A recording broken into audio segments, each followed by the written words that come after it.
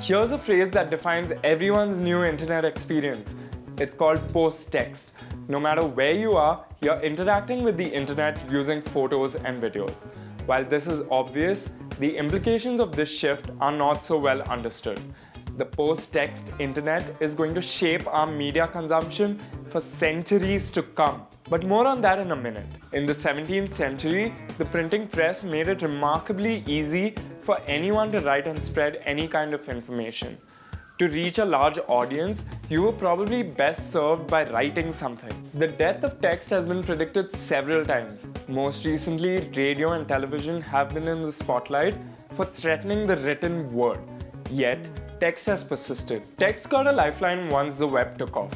Email, blogs, IRC, or Slack of the 90s each had text at its core. This was because server space was expensive and internet connections were really slow. Programmers even created a new file format so they could add visual elements to the internet. It's called GIF, or GIF, or GIF, or GIF. In the meanwhile, we moved past ASCII to express ourselves. GIFs met cats, Tumblr met shitposts, Flash met text, Facebook tagged your friends, Instagram allowed you to show off your life, emoji became a language option on iOS, and Snapchat opened with your face. Soon, communicating through an audio message became way easier than typing a long text. The flood of information means we have less time to communicate more. It also means people are going to be less invested in processing a lot of information that's served up to them. As an example, screenshots have taken off as the dominant form of transmitting text on the internet. Early 2018, the New York Times coined post-text in an interactive series on future interfaces. Post-text encounters a world where images dominate media consumption. Here's a way to visualize how critical it really is. When learning about Bitcoin, what's more interesting?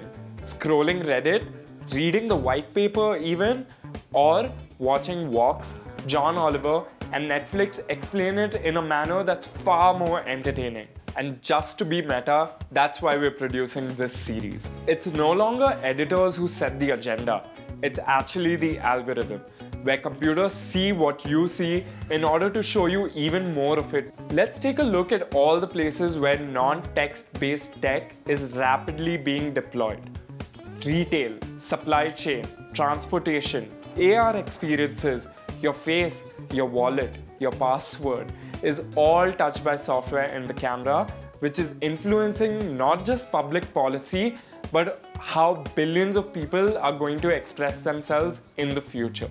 And the trade-off of a camera seeing your life at all times is worth it for many people. The reason we're not intimidated by any of this is because the camera has always been so personal to us.